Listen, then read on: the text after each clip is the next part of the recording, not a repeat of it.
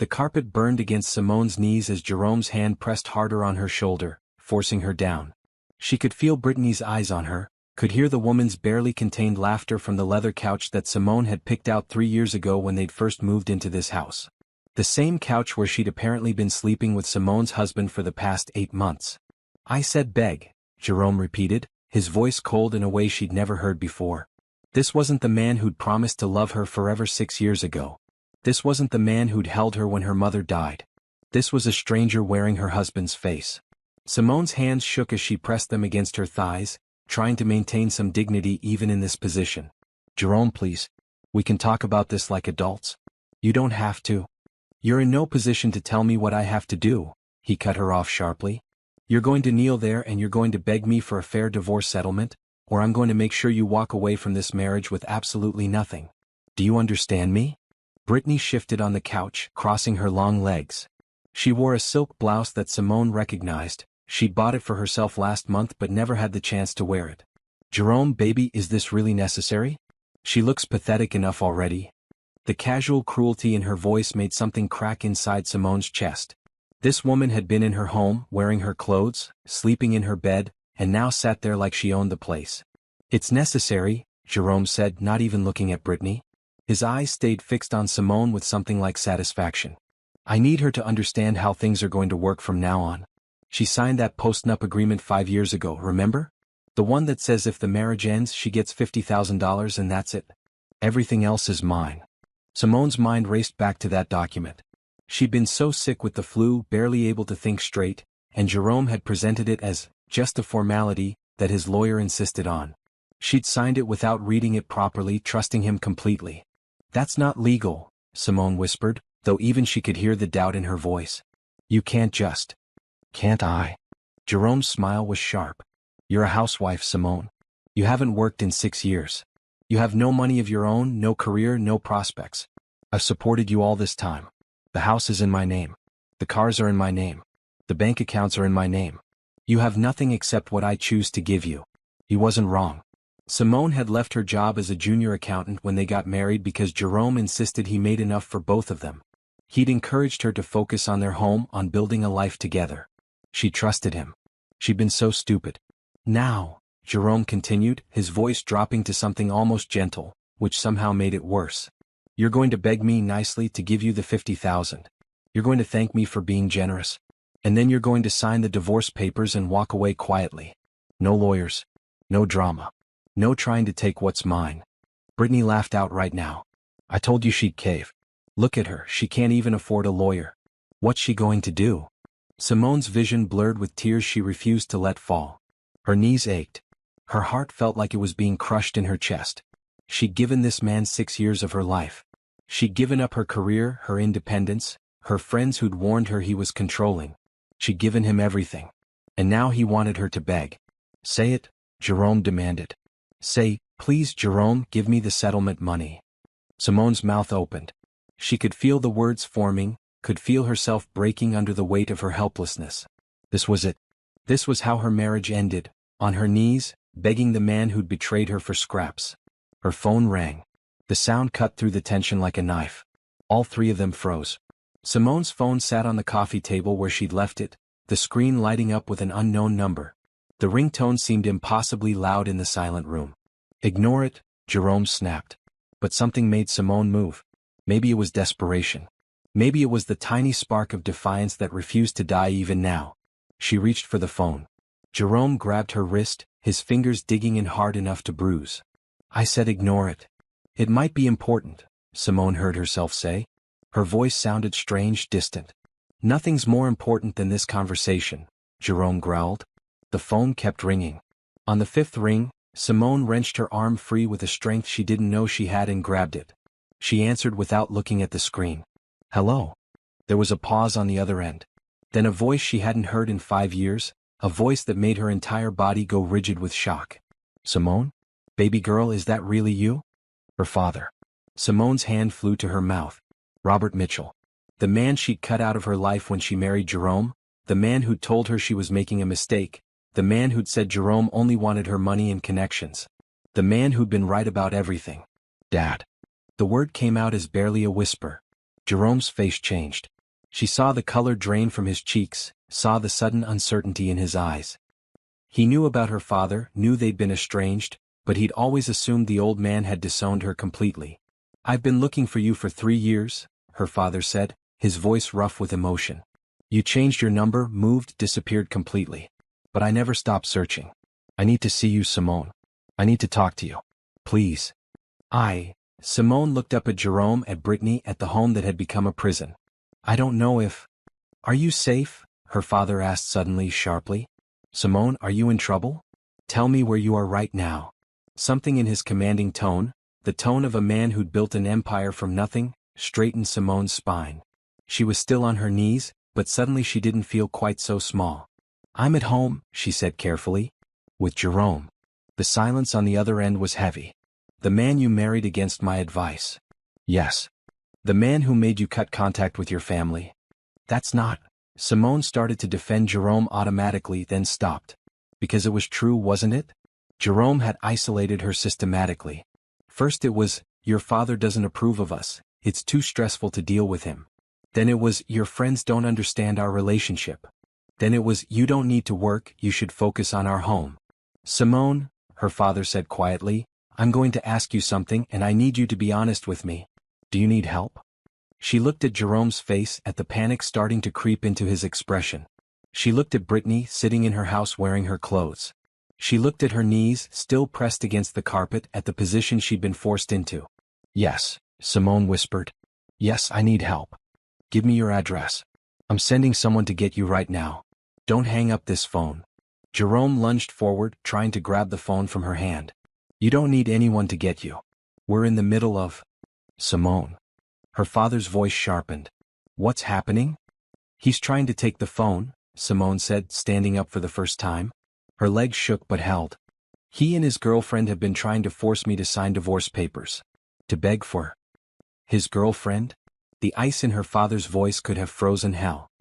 "He's been unfaithful?" "For 8 months. Dad, I'm sorry. You were right. About everything. I should have listened." "No apologies," her father cut her off. "Not now.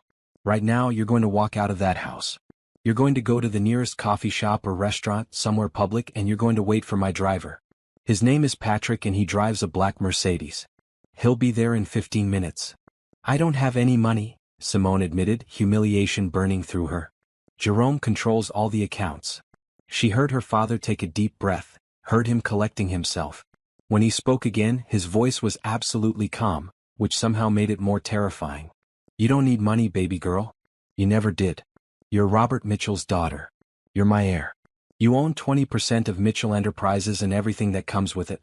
Did you really think I'd cut you off completely just because you married an idiot?" The world seemed to tilt sideways. Simone grabbed the back of the chair to steady herself. "What?" It was Jerome who spoke, his voice strangled. "You're still on my will, Simone," her father continued, speaking only to her. "You've always been on my will. When your mother died and you cut contact, I respected your space, but I never stopped protecting you. There's a trust fund that's been growing for 6 years. There are properties in your name. There are investments. You are not helpless, and you are not poor, and you are certainly not going to beg anyone for anything. Do you understand me?" Simone couldn't speak, couldn't breathe. For 6 years she'd thought she was alone. For 6 years she'd thought she'd burned every bridge. "Now walk out of that house," her father commanded gently. "Walk out and don't look back. I've got you, baby girl. I've always got you." Simone looked at Jerome. Really looked at him. Saw the greed in his eyes, the calculation, the sudden terror that his meal ticket was slipping away. "You're lying," Jerome said desperately.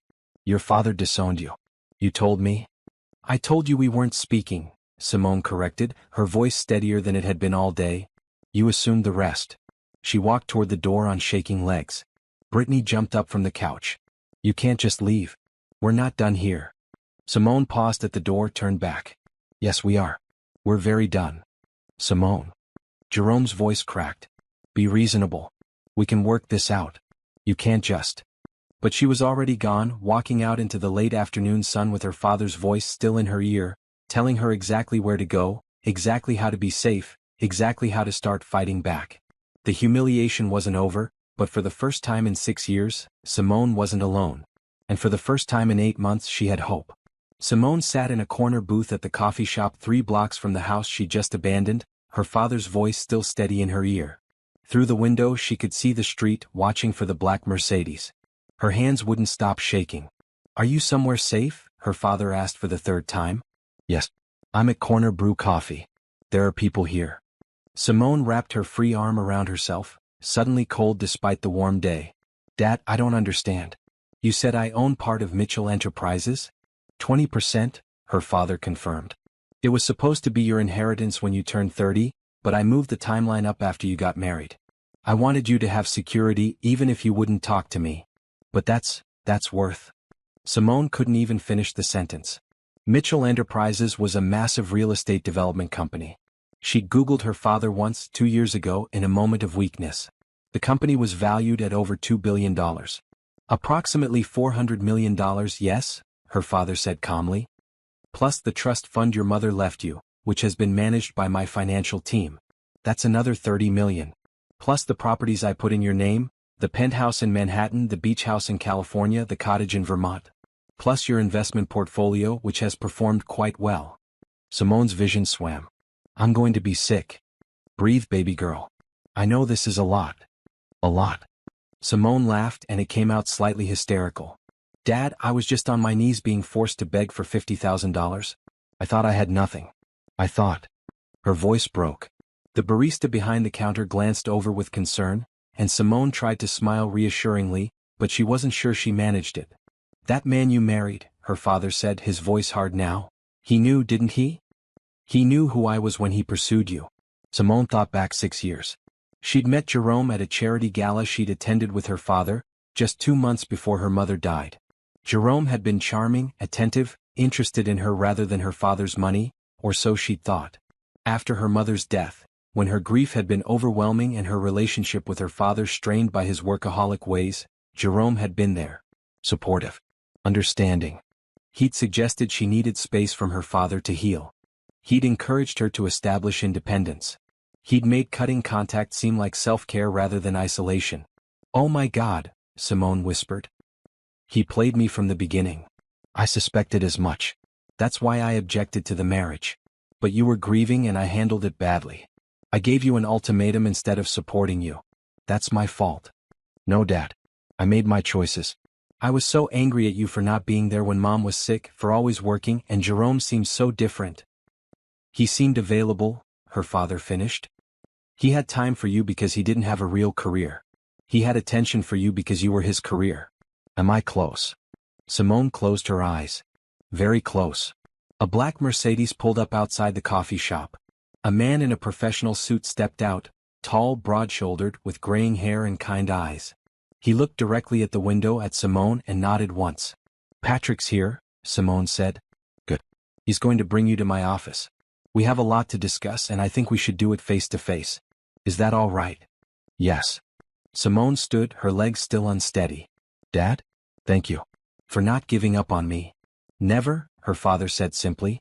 "You're my daughter. I'd never give up on you. Now come see me. We have work to do." The drive to Mitchell Enterprises headquarters took 40 minutes. Simone spent them in silence, watching the city change from suburban neighborhoods to the downtown business district. Patrick didn't try to make conversation, seeming to sense she needed time to think. Her phone buzzed repeatedly. Jerome.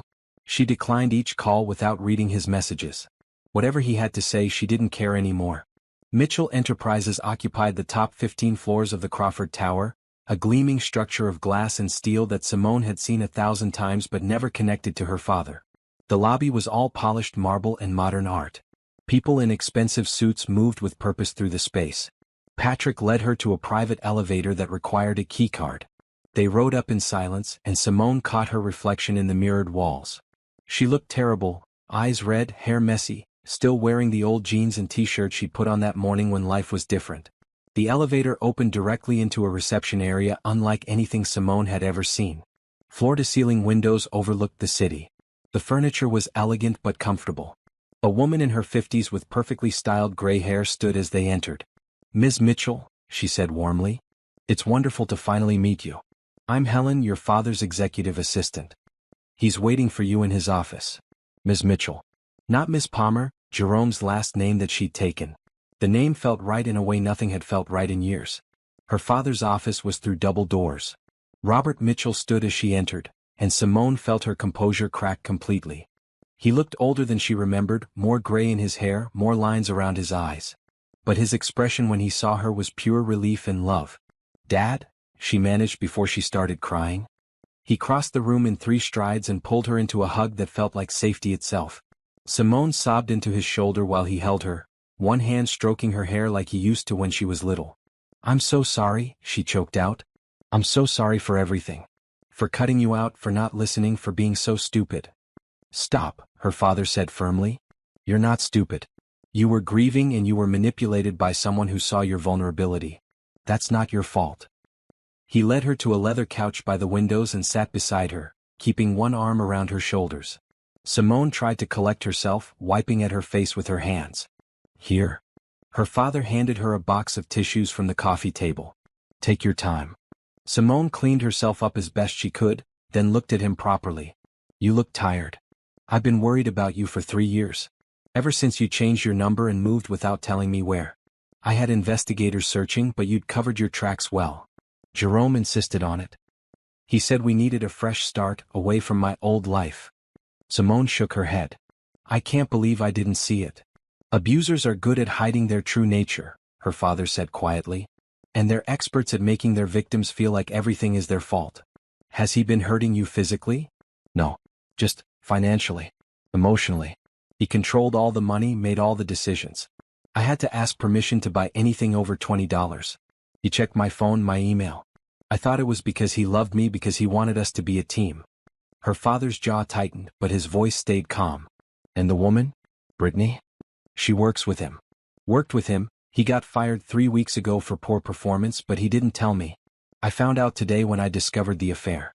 She's been coming to our house when I visit the library or do volunteer work. They've been sleeping in our bed." "I see." Her father stood and walked to his desk, pressing a button on his phone. "Helen, can you send in Daniel and the team?" Within minutes, 3 people entered the office, 2 men and a woman, all carrying tablets and briefcases. They looked expensive and competent. "Simone, this is Daniel Reeves, my head of legal. That's Patricia Wong, my financial crimes specialist, and Thomas Grant, my private investigator. They're going to help you." Daniel, a sharp-eyed man in his 40s, sat across from Simone with a kind smile. "Ms. Mitchell, I'm sorry for what you're going through. But I want you to know that we're going to handle everything. First, can you tell me about this postnuptial agreement your husband mentioned?" Simone explained the document, the circumstances under which she'd signed it. Daniel's expression grew darker. "That agreement is invalid," he said flatly. "You signed it while ill, under duress, without independent legal counsel. No judge would uphold it. And that's before we get into the fraud." "What fraud?" Simone asked. Patricia leaned forward, her expression serious. "Ms. Mitchell, we've been monitoring your financial situation since we located you 3 days ago. Your husband has been systematically stealing from your personal trust account. The one you didn't know you had." Simone's stomach dropped. "How much?" "Over the past 6 years? Approximately $800,000. He's been transferring small amounts monthly, enough to go unnoticed in a large account, but adding up to substantial theft over time." "He had access to my accounts?" Simone's voice came out as a whisper. "You signed a power of attorney document when you got married," Patricia explained. "It gave him limited access for household management purposes. He's been abusing that access significantly." Thomas, the investigator, spoke up. "We also have evidence of him funneling money to Brittany Lawson. He's rented an apartment for her, bought her a car, paid for numerous trips and luxury items. All using money stolen from you." Simone couldn't process it. $800,000. Her money. Money she hadn't even known existed. "What do I do?" she asked, looking at her father. "We're going to file for divorce with a proper legal team," Daniel said. "We're going to freeze all accounts he has access to. We're going to file criminal charges for fraud and theft. And we're going to make sure you get everything you're entitled to, which, given the circumstances, will be substantial." "I don't want anything from him," Simone said quickly. "I just want out." "You're entitled to half the marital assets," Daniel explained.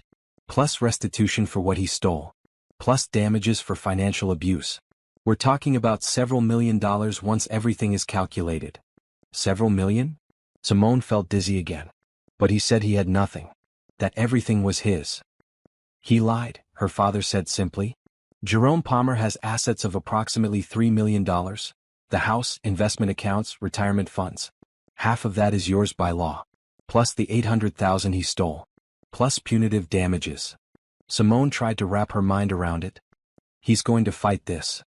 Let him, Daniel said with a slight smile. We have more resources, better lawyers, and the evidence is overwhelming. He can fight all he wants. He won't win. Her phone buzzed again. Jerome. She looked at the screen and Daniel held out his hand. May I? Simone handed him the phone. He read the messages, his expression unchanging, then showed them to Patricia. He's threatening you, Patricia said. Saying he'll destroy your reputation, claim you were unstable, that you abandoned him. This is going to help our case significantly. How can threats help us? Because they demonstrate consciousness of guilt, Daniel explained. Innocent people don't threaten and intimidate. They try to work things out reasonably. His reaction proves he knows exactly what he's done wrong. Her father sat beside her again. Simone, I know this is overwhelming. But I need you to understand something. You're not that woman who was on her knees a few hours ago. You're Robert Mitchell's daughter. You're a businesswoman whether you know it yet or not. You're strong and you're smart and you're going to get through this. I don't feel strong, Simone admitted. That's all right. You don't have to feel it yet. But you are. You left that house. You answered my call. You're here now. That took strength. Simone looked around the office at the team assembled to help her, at her father's confident expression. For 6 years she'd felt powerless. For 6 years she'd believed she needed Jerome to survive. She'd been so wrong. What's the first step? She asked. Daniel smiled. The first step is we serve him with divorce papers tomorrow morning. Professional, thorough, and completely overwhelming. We're going to show Jerome Palmer exactly who he tried to destroy. And while he's dealing with that, her father added, you're going to start learning about your inheritance. About the businesses, the properties, the investments. You're going to start building the life you deserve. Simone nodded slowly. She wasn't ready. She wasn't prepared. She barely understood what was happening. But for the first time in years she had hope. And she had help. And she had power she'd never known existed. Jerome had forced her to kneel. She was about to teach him that was the biggest mistake of his life. The next morning, Simone woke up in a penthouse apartment she owned but had never seen before. The bedroom was larger than the entire first floor of the house she'd shared with Jerome, with floor-to-ceiling windows that overlooked Central Park. The bed was so comfortable she'd slept for 10 hours straight, the first peaceful sleep she'd had in months. Her father had brought her here last night after their meeting, had shown her through the 3-bedroom, 3-bathroom space with its modern kitchen, elegant living room and private terrace. Everything was already furnished, already stocked with basics, already waiting for her. Your mother picked this place out, he told her quietly. 2 years before she died. She said it would be yours someday when you needed your own space. I've kept it maintained, kept it ready. Simone had cried again then, standing in the apartment her mother had chosen for her, feeling her presence in every carefully selected detail. Now in the morning light she explored more thoroughly. The closets were empty except for a few basics Helen had apparently arranged to be delivered. Jeans, shirts, a simple dress, all in her size. The bathroom had fresh towels, new toiletries, everything she needed to start fresh. Her phone sat on the nightstand where she'd left it, and she picked it up reluctantly. 23 missed calls from Jerome. 15 text messages. She opened them against her better judgment. Where are you? We need to talk. Simone, this is ridiculous. Come home. I know you're upset but you're overreacting. You can't just leave. We're married. Your father is manipulating you. He never cared about you. Fine, be that way. But you'll regret this. You think you're so smart? You have nothing without me. I made you. You were nothing when I met you. Come back and we can work this out. I'll forgive you for running off. I'm willing to give you another chance if you apologize. The progression from manipulation to anger to false generosity would have worked on her yesterday. Today, reading them with clear eyes and her father's legal team on speed dial, they just seemed pathetic.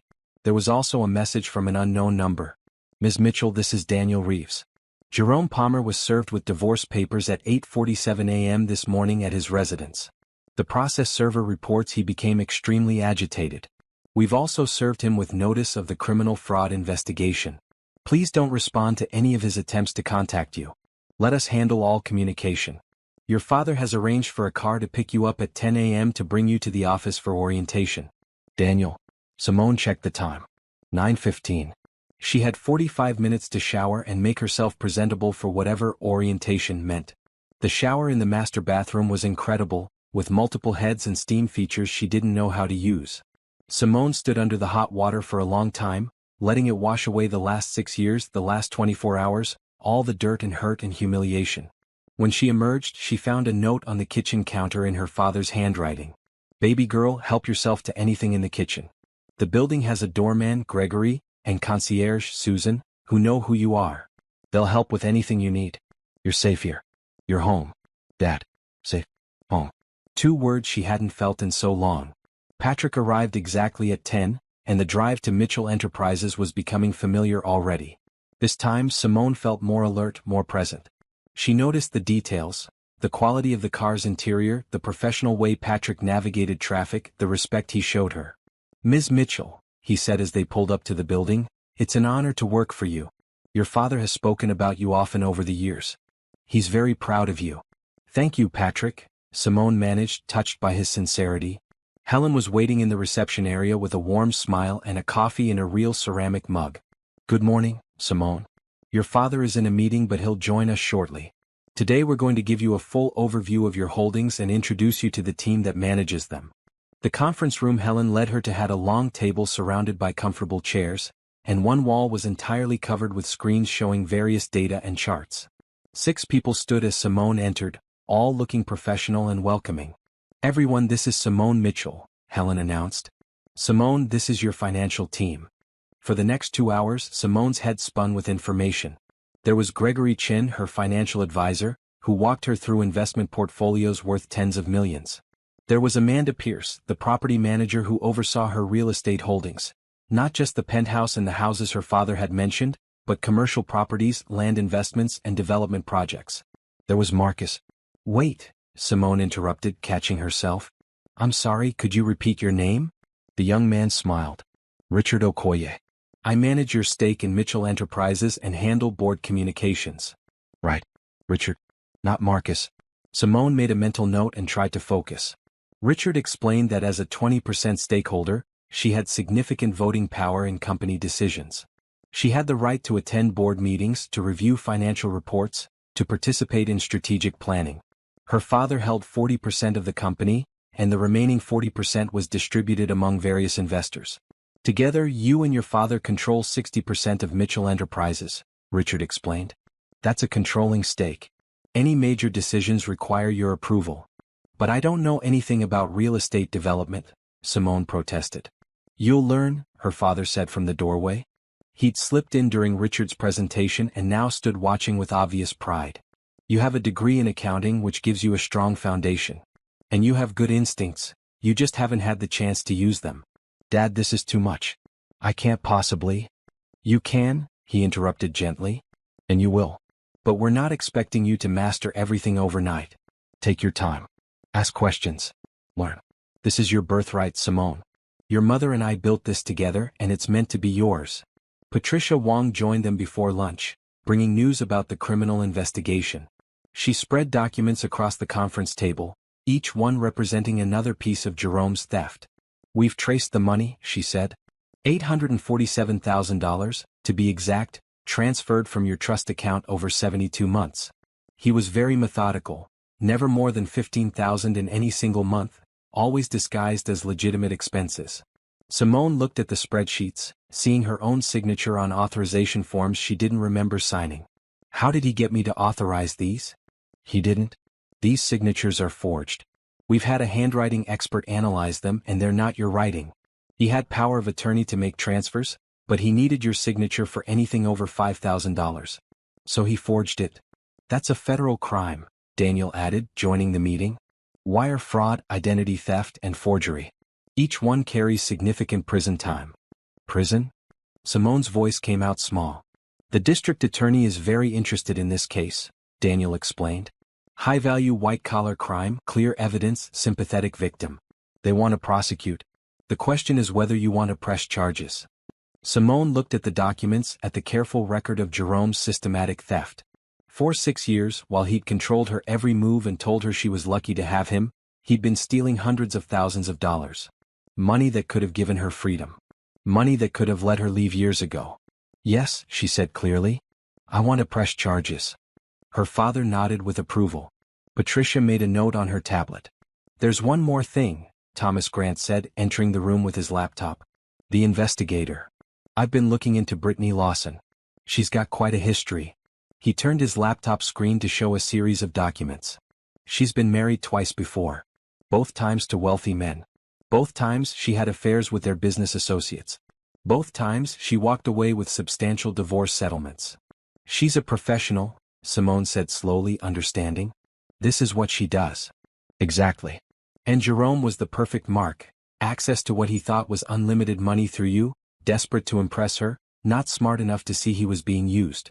Does he know? Simone asked. About her history? Doubtful. She's good at reinventing herself. Different last names, different cities, covered tracks. But we're very good at uncovering secrets. Thomas smiled slightly. I've already shared this information with Brittany's current husband. Yes, she's still married. He's filing for divorce as we speak. Simone should have felt satisfaction at that news. Instead, she just felt tired. These people had taken so much from her: time, trust, peace of mind. She didn't want to think about them anymore. Can we talk about something else? She asked. Something that's not about Jerome or the divorce or any of it? Her father understood immediately. Of course. How would you like to see what Mitchell Enterprises actually does? I've got a development site about to break ground. We could drive out there, I could show you the plans. For the first time all day, Simone smiled genuinely. I'd like that. They spent the afternoon at the development site, a 20-acre parcel on the edge of the city that would become a mixed-use community: apartments, retail spaces, parks, and community centers. Her father explained the vision, the architectural plans, the environmental considerations, the profit projections. This is what I love about this business, he said, standing on the empty land with blueprints in hand. We're not just building buildings. We're creating communities, places where people will live and work and build their lives. Simone studied the plans, her accounting mind automatically picking out the financial details, the cost-benefit analyses, the long-term revenue streams. This is a 15-year project. At least, maybe 20. But when it's done, it'll house 5,000 people and employ another 3,000. That's impact, Simone. That's legacy. Mom would have loved this, Simone said quietly. She did. This was one of her last projects. She picked the location, approved the initial designs. She said it would be our gift to the city. He paused. She also said you'd finish it someday. That you'd see it through. Simone looked at the empty land, trying to imagine the community her mother had envisioned. I don't know if I can do that. You don't have to decide today. But the option is there. Her father put an arm around her shoulders. Everything is there, Simone. Your whole future is waiting. You just have to choose what you want it to look like. That night, back in the penthouse, Simone stood on the terrace and watched the city lights. Her phone buzzed with another message from Jerome, but she didn't even look at it. Daniel and his team were handling everything. The criminal investigation was underway. The divorce was proceeding. She was free. Not just legally free, though that was coming. Financially free. Free to choose, free to build, free to become whoever she wanted to be. Jerome had tried to break her. He tried to make her small and dependent and grateful for scraps. Instead, he'd lost everything. And she'd discovered she'd never been small at all. She'd just been sleeping. And now she was wide awake. 3 days after being served with divorce papers, Jerome tried a different approach. He showed up at Mitchell Enterprises. Simone was in a meeting with the architecture team, reviewing designs for another development project, when Helen's voice came through the intercom. Simone, I'm sorry to interrupt. Your husband is in the lobby demanding to see you. Security is asking how you'd like them to proceed. The entire room went silent. Simone felt everyone's eyes on her, felt the familiar panic rising in her chest. Jerome was here. In her father's building. In her space. Ms. Mitchell? Helen prompted gently. Simone took a breath, remembering Daniel's advice. You control the narrative now. You decide who has access to you. Tell security he's not welcome here, Simone said, her voice steadier than she felt. If he refuses to leave, they should call the police.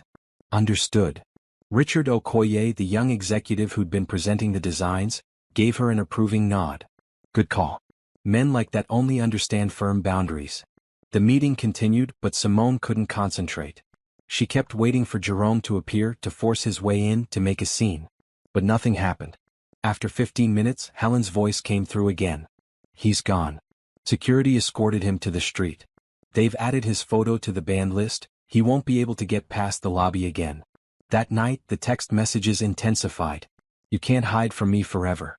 I know where you are. Fancy building. Think you're better than me now? Your father can't protect you from the truth about who you really are. I gave you 6 years of my life. You owe me. We can still work this out. Just talk to me. You're making a huge mistake. Fine. If that's how you want to play it, I'll see you in court. Simone showed the messages to Daniel the next morning. He read through them with a clinical eye. He's spiraling, Daniel observed. Losing control. This is good for our case. It shows instability and harassment. But I'm concerned about escalation. What do you mean? Sometimes when abusers realize they've truly lost control, they escalate to more dangerous behavior. I'm going to recommend you have security for a while. Just as a precaution. Within hours, Simone had a security detail. Patrick wasn't just her driver anymore, he was trained in executive protection. There was also Gabrielle, a former police detective who served as her close protection officer. Simone felt ridiculous having bodyguards, but her father insisted. You're worth $500 million, he pointed out. You should have had security all along. This isn't just about Jerome, though he's certainly a concern. This is about protecting our family's assets. While Jerome spiraled, Simone's education continued. She spent her days learning the business, meeting with managers, reviewing projects, and slowly beginning to understand the empire her parents had built. She also started to discover herself again. The accounting skills she'd let rust came back quickly. The business instincts she'd never had the chance to develop began to emerge. In meetings, she found herself asking questions that impressed her father's executives, spotting potential problems before they became serious, suggesting solutions that hadn't occurred to others. You have your mother's strategic mind, her father told her one afternoon. She could look at a project and immediately see the angles everyone else missed. You're doing the same thing. Patricia Wong continued her investigation into the money trail, and what she found was damning. Jerome hadn't just stolen from Simone's account, he'd opened credit cards in her name, taken out loans using her forged signature, and built up nearly $200,000 in debt that Simone knew nothing about.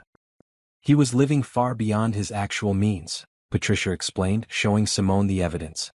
His salary at the consulting firm was $90,000 a year, but he was spending like he made 10 times that much. All on your credit and your money. How did I not see any of this? He controlled all the mail, all the accounts. You said yourself he checked everything you did. He was very careful to hide the financial trail from you. Patricia paused. Simone, this is important.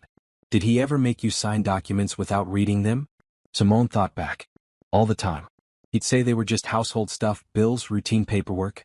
He'd get irritated if I tried to read everything first, say I didn't trust him. That's how he got your signature on these loan documents. We can prove they were obtained through fraud and manipulation. The credit companies will have to write them off, and Jerome will be responsible for the debt. How much are we talking about in total? Patricia pulled up a spreadsheet. The original $800,000 he stole. The $200,000 in fraudulent debt. Plus interest and penalties. We're seeking restitution of just over $1 million. $1 million. Jerome had stolen $1 million from her while making her beg for grocery money. The investigation into Brittany Lawson also yielded interesting results. Thomas discovered that Jerome had bought her a car worth $70,000, using money from Simone's account. He'd rented her a luxury apartment, 18 months at $3,500 a month. He'd taken her on trips to Cancun, Las Vegas, and Miami, all charged to credit cards in Simone's name. In total, he spent approximately $300,000 on his mistress, Thomas reported. All of it traced back to funds that belonged to you. That's going to make for a very compelling case. Meanwhile, Brittany's own life was falling apart. Her husband, a successful dentist named Carlos, filed for divorce and sued Jerome for alienation of affection, a claim that could cost Jerome hundreds of thousands more. Brittany was also fired from the consulting firm where both she and Jerome had worked, for violating ethics policies about workplace relationships. Simone heard all of this with a strange detachment.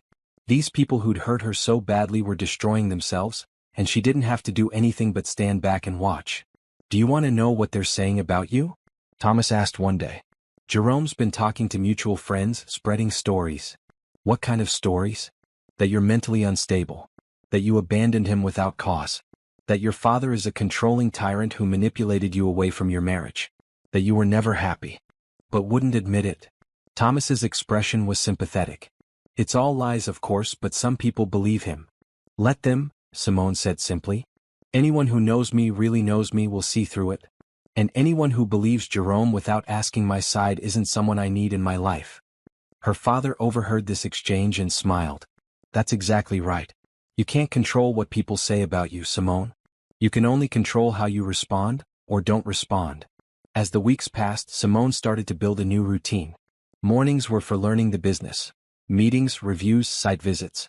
Afternoons were often spent with her father, not talking about work but rebuilding their relationship. They had dinner together several times a week, talking about her mother, about the past, about everything they'd missed in 5 years of silence. I'm sorry I wasn't there more when Mom was sick, her father said one evening. I buried myself in work because I didn't know how to handle losing her. I failed both of you. You didn't fail, Dad. You coped the only way you knew how. And I should have understood that instead of cutting you off completely. We both made mistakes. But we're here now. That's what matters. Simone also started therapy. Daniel had recommended it, and after some resistance, she'd agreed. Dr. Sarah Chin was a specialist in trauma and recovery from abusive relationships, and she helped Simone start to unpack 6 years of psychological manipulation. You keep saying you should have known better, should have seen the signs, Dr. Chin observed during their third session. But abuse doesn't happen all at once. It's gradual, calculated. Abusers are experts at making their victims feel responsible for the abuse. I just feel so stupid. Intelligence has nothing to do with it. Some of the smartest people in the world end up in abusive relationships. The question isn't why you didn't leave sooner. The question is, now that you're out, what do you want to build? That question stayed with Simone. What did she want to build? She started finding answers. She wanted to help other women who'd been where she was. She wanted to use her resources to make a difference. She wanted to prove that surviving abuse made her stronger, not weaker. One evening, she presented an idea to her father. What if we created a foundation, she suggested, to help women escape financial abuse? Provide them with legal resources, financial education, emergency housing. Everything I wished I'd had. Her father's eyes lit up. Your mother always wanted to do something like that. She came from nothing, built herself up. She never forgot what it was like to be vulnerable. Then let's do it. In her name. The Elizabeth Mitchell Foundation for Financial Independence. I think that's a wonderful idea, her father said softly. And I think you should run it. Within weeks, the foundation was being established. Simone threw herself into the planning, determining mission and values, hiring staff, establishing programs. It gave her a sense of purpose beyond just recovering from Jerome. Meanwhile, the legal case against Jerome moved forward. The divorce was contentious. He was fighting for half of everything, claiming he'd contributed equally to the marriage. His lawyer was aggressive but outmatched. Daniel and his team had evidence, resources, and the law on their side.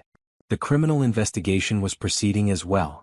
The district attorney had assembled a case for wire fraud, identity theft, and forgery. Jerome was looking at potentially 5 to 10 years in prison if convicted. Simone didn't celebrate any of this. She just felt tired and ready for it to be over. 2 months after that day on her knees, Simone was someone completely different. Stronger. More confident. More aware of her own worth. She'd stopped flinching when her phone buzzed. She'd stopped looking over her shoulder for Jerome. She'd stopped apologizing for taking up space. She was Simone Mitchell, not Jerome Palmer's wife.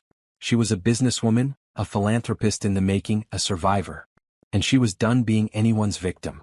The storm Jerome had started was about to become his destruction. And Simone was going to weather it perfectly. Because she'd never been weak. She'd just forgotten her own strength. Now she remembered. The courtroom was smaller than Simone expected. She'd imagined something grand and imposing like in movies. Instead, it was a standard municipal courtroom with fluorescent lighting and worn wooden benches. But the people inside made it significant. Jerome sat at the defendant's table with his court-appointed attorney. He couldn't afford a private lawyer anymore, not with his accounts frozen and his credit destroyed. He looked terrible. Thinner, with dark circles under his eyes, wearing a suit that was rumpled and didn't fit quite right. Simone sat at the plaintiff's table with Daniel and Patricia, flanked by her father in the gallery behind her. She wore a simple navy blue dress and minimal jewelry, looking composed and professional. She'd learned that appearances mattered in court. This wasn't the criminal trial, that would come later. This was the first hearing for the divorce, where both sides would present their initial arguments. Jerome's lawyer, a harried-looking man named Philip Stevens, stood first. Your Honor, my client seeks an equitable division of marital assets. Mr. Palmer was a devoted husband for 6 years, supporting his wife's choice to be a homemaker. He's entitled to fair compensation for his contributions to the marriage. Daniel stood smoothly. Your Honor, the defendant's characterization of this marriage is fiction. We will present evidence that Mr. Palmer systematically stole over $1 million from Ms. Mitchell through fraud, forgery, and identity theft. Far from supporting his wife, he was actively robbing her while isolating her from family and financial resources. The judge, a stern woman in her 60s named Judge Carol Hampton, looked between them. These are serious allegations, Mr. Reeves? Yes, Your Honor. We have extensive documentation. Daniel presented a folder to the court clerk. Bank records, forged signatures, expert testimony. The district attorney is pursuing criminal charges based on this same evidence. Judge Hampton reviewed the documents, her expression growing more severe. Mr. Stevens, is your client aware of the criminal investigation? Stevens shifted uncomfortably. Yes, Your Honor, but those charges are unproven. My client maintains his innocence. His innocence will be determined in criminal court, the judge said. But this evidence certainly impacts the divorce proceedings. Ms. Mitchell is clearly entitled to full recovery of stolen funds plus damages. I'm ordering all marital assets frozen pending full disclosure and valuation. Jerome jumped to his feet. That's not fair. She's the one who left. She abandoned our marriage. Mr. Palmer, sit down, Judge Hampton commanded sharply. You'll speak when spoken to. But she's lying about everything. Her father put her up to this. He never wanted us married. Mr. Palmer? The judge's voice cracked like a whip. Sit down now or I'll hold you in contempt. Stevens pulled Jerome back into his seat, whispering urgently. Jerome's face was red, his hands shaking. Simone watched him fall apart and felt nothing. Judge Hampton turned to Simone. Ms. Mitchell, do you have anything you'd like to say? Simone stood, her voice steady. Your Honor, I just want this to be over. I want my marriage dissolved and I want what was stolen from me returned. Nothing more. Very reasonable. Mr. Reeves, file a complete financial disclosure within 2 weeks. Mr. Stevens, your client needs to do the same. We'll reconvene in 30 days to review assets and determine division. And Mr. Palmer, she looked directly at Jerome, I strongly suggest you cooperate fully. The evidence I've seen here does not paint a favorable picture of your behavior. The hearing ended after less than an hour. As they filed out of the courtroom, Jerome tried to approach Simone in the hallway. Gabrielle, her security officer, immediately stepped between them. Simone, please, Jerome said desperately. Can we just talk?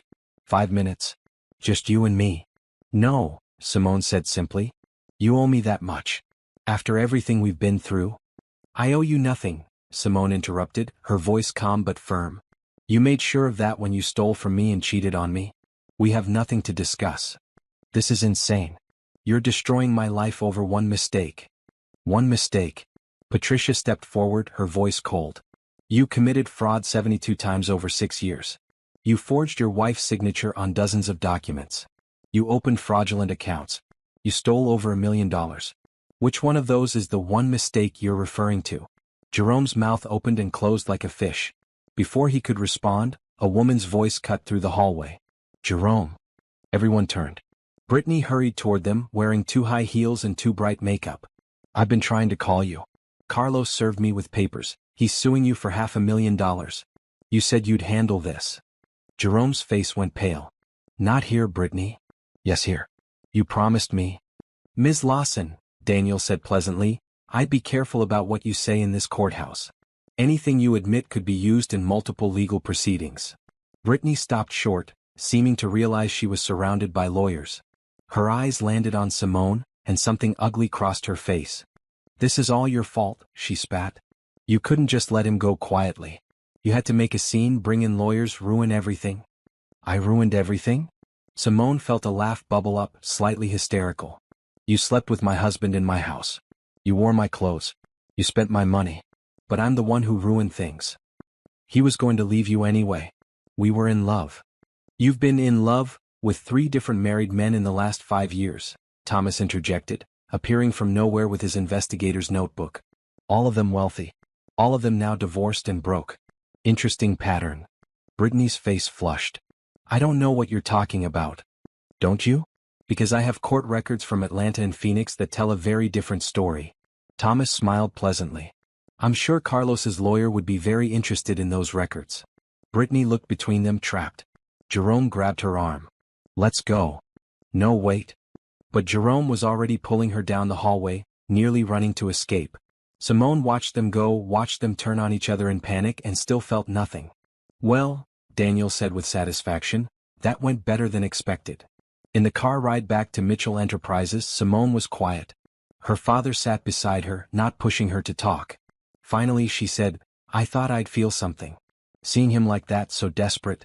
I thought I'd feel satisfaction or anger or something. What do you feel? Nothing. It's like watching strangers. Like that man has nothing to do with me anymore. That's healthy, her father said. It means you're truly moving past it. The opposite of love isn't hate, Simone. It's indifference. Is that what this is? I think so. You're indifferent to Jerome because he's become irrelevant to your life. He can't hurt you anymore. He has no power over you. He's just a problem to be solved, and your legal team is solving it. Simone considered this. He was right. Jerome wasn't her husband anymore, not in any way that mattered. He was just a defendant in a lawsuit. A criminal being investigated. A stranger who'd temporarily been part of her life. There's something else, her father continued carefully. The media has started picking up the story. Billionaire's daughter escapes abusive marriage. That kind of thing. Daniel's team is handling it, but you should be prepared for attention. What kind of attention? Interview requests. Photographers. People wanting to hear your story. Simone's stomach twisted. I don't want to be a story. I know. And you don't have to be. We can keep this as private as possible. But some exposure might be inevitable, given your position and the criminal case. That night, Simone Googled herself for the first time in years. The results were eye-opening. Mitchell heiress files fraud charges against husband. Real estate mogul's daughter emerges after years of isolation. Simone Mitchell, from financial abuse to Fortune 500. The articles were mostly sympathetic, painting her as a victim who'd escaped and reclaimed her power. But there were also comments, hundreds of them, from people who didn't know her at all. Why did she stay so long if she's so rich? This is clearly about money, not abuse. Rich people problems. She probably cheated and is making up the abuse story. Simone closed the laptop feeling sick. This was what her life had become, public property, open for judgment from strangers. Her phone rang. An unknown number. Simone almost didn't answer, but something made her pick up. Hello? Simone Mitchell? A professional female voice. This is Rachel Torres from WCN News. I was hoping to discuss an interview opportunity. Not interested, Simone said immediately. I understand this is difficult, but your story could help so many women who are experiencing. My story is private. Thank you for your interest, but no. She hung up and immediately blocked the number. Within minutes, 3 more calls came. All reporters. All wanting her story. Daniel's team released a statement on her behalf the next day. Ms. Mitchell appreciates the public's interest but requests privacy during this difficult time. She will not be granting interviews or making public statements. She asks that the media respect her family's need for space as they navigate these legal proceedings. Thank you for your understanding. It didn't stop the attention, but it slowed it. More importantly, it established her position. She wouldn't be performing her trauma for public consumption. The criminal investigation moved forward quickly. The district attorney assigned a senior prosecutor, Linda Ramirez, who specialized in white-collar crime. She met with Simone personally to explain the process. We have an exceptionally strong case, Linda explained. The evidence is clear, the paper trail is extensive, and your testimony will be compelling. But I need you to understand what you're signing up for. A trial is public. Jerome's defense attorney will try to discredit you. They'll bring up your marriage, your relationship with your father, anything they can use to create doubt. I understand, Simone said. Do you? Because they're going to paint you as a spoiled rich girl who wanted revenge on her husband. They're going to suggest you knew about the money all along. They're going to make this ugly. Simone met Linda's eyes steadily. Let them. I know the truth. I have the evidence. And I'm not backing down. Linda smiled. Good. That's what I needed to hear. We go to trial in 6 months. Between now and then, prepare yourself mentally. This is going to be hard. But Simone was already hard. Jerome had tried to break her, and instead, he'd forged her into something stronger than he'd ever expected. The first strike had been made. The divorce was underway. The criminal charges were filed. Jerome's life was unraveling. And Simone was just getting started. The text came from an unknown number 3 weeks after the courthouse confrontation. He's losing it. You need to be careful. B. Simone showed it to Gabrielle, her security officer, who frowned at the screen. B? As in Brittany? I think so. Want me to trace it? No. But screenshot it and send it to Daniel. If she's warning me, that means Jerome's behavior is concerning even to her. Gabrielle nodded grimly. I'll increase your security detail. And we need to vary your routes, avoid patterns. Simone had thought the security was overkill. Now she wasn't so sure. The warning proved prescient. 2 days later, Jerome showed up outside her building at 6 in the morning. The doorman, Gregory, called Gabrielle immediately, and by the time Simone was alerted, Jerome had already been escorted off the property by building security. But not before he'd made a scene, shouting about his rights, about how Simone couldn't hide from him, about how he'd made her and could destroy her just as easily. Gregory showed Simone the security footage. Jerome looked wild, unshaven, wearing wrinkled clothes, gesturing frantically as he yelled at the building's glass doors. This man is unstable, Gregory said quietly. Ms. Mitchell, I've worked security for 20 years. I've seen this kind of behavior before. It escalates. What do you recommend? We've already added his photo to every security station in the building. I've briefed all staff. If he's seen anywhere near the property, we call the police immediately. But you should also consider a restraining order. Daniel agreed. Within a week, Simone had a temporary restraining order requiring Jerome to stay at least 500 feet away from her home, and Mitchell Enterprises. Violating it would mean immediate arrest. The order seemed to enrage him further. His lawyer, Stevens, withdrew from the case, citing irreconcilable differences with the client. No other lawyer would take him on. His behavior had become too erratic, his case too clearly doomed. Jerome was forced to represent himself in the divorce proceedings. It went as well as anyone could expect. At the next hearing, he submitted handwritten motions full of spelling errors and rambling accusations.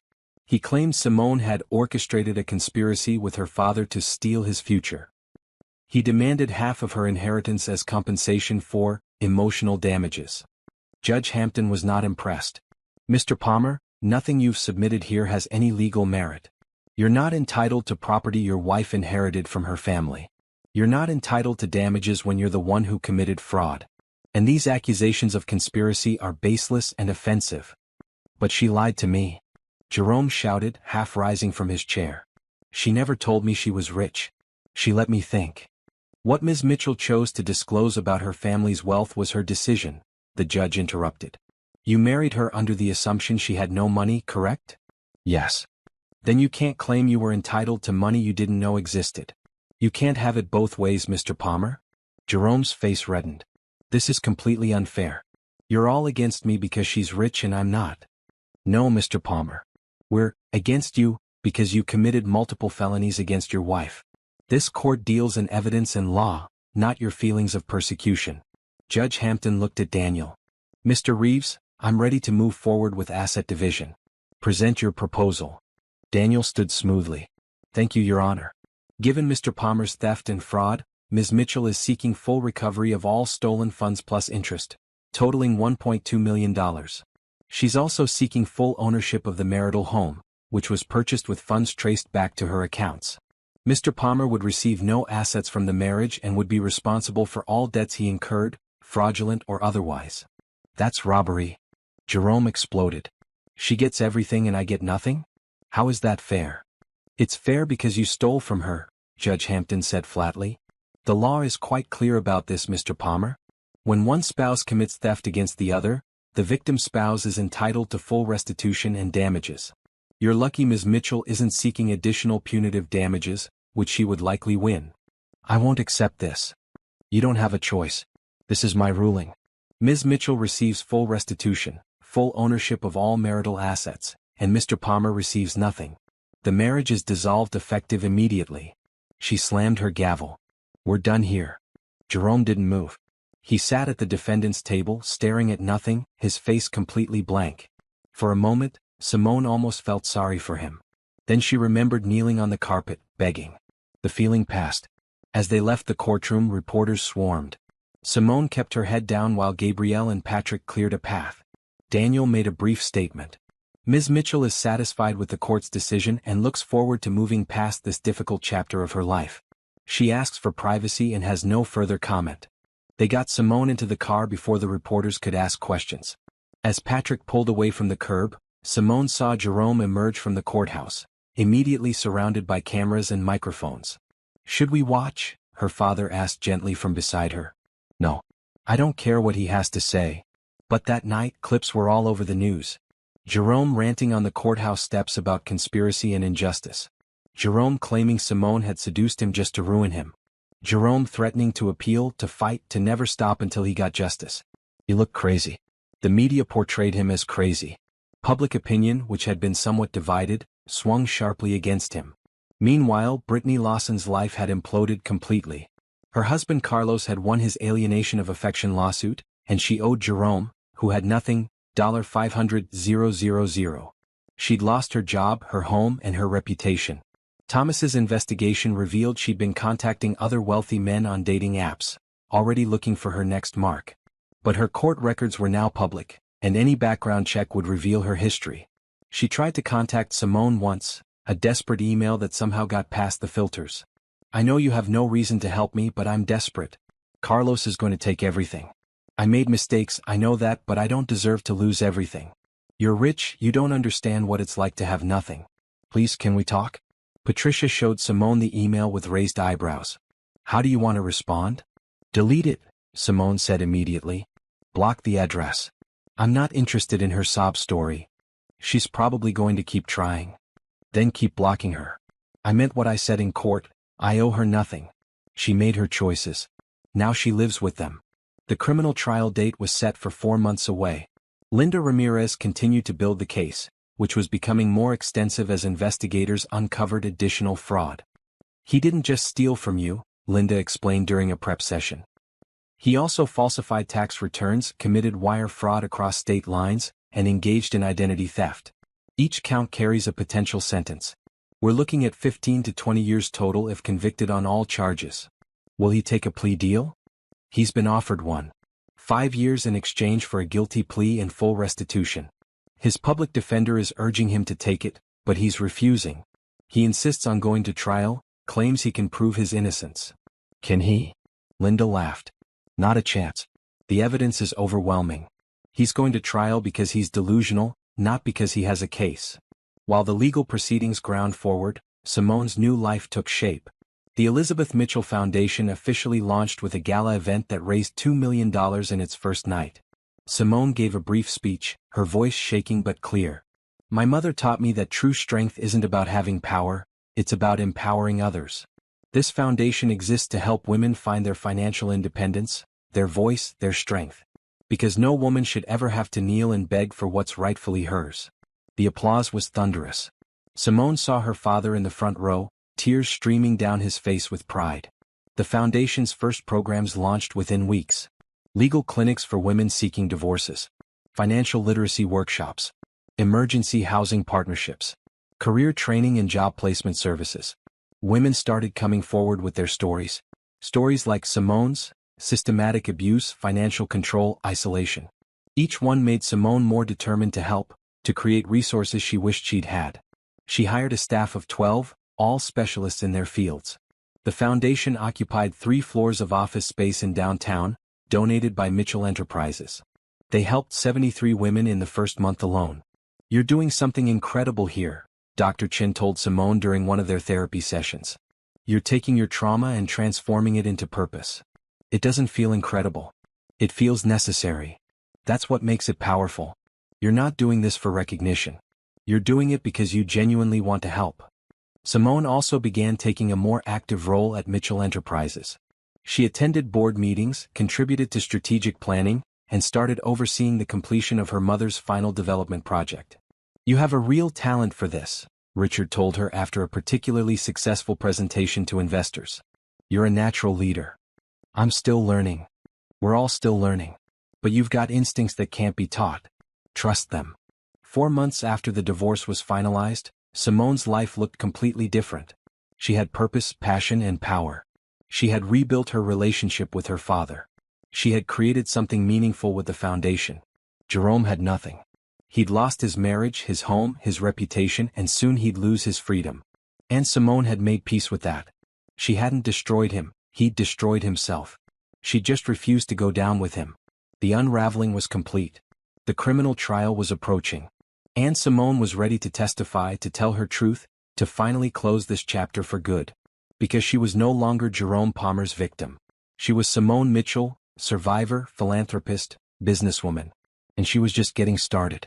6 months after her divorce, Simone stood at the groundbreaking ceremony for the Elizabeth Mitchell Center for Women's Financial Independence. The building would house all the foundation's services under one roof: legal clinics, counseling services, job training facilities, and temporary housing for women fleeing financial abuse. Her father stood beside her, holding a gilded shovel. The press was there, cameras rolling, capturing the moment. "This center represents hope," Simone told the assembled crowd. "Hope for women who think they have no options. Hope for women who've been told they're worthless. Hope for women who just need someone to believe in them. My mother believed in the power of community, of lifting each other up. This center is her legacy, and I'm honored to carry it forward." The applause was genuine and warm.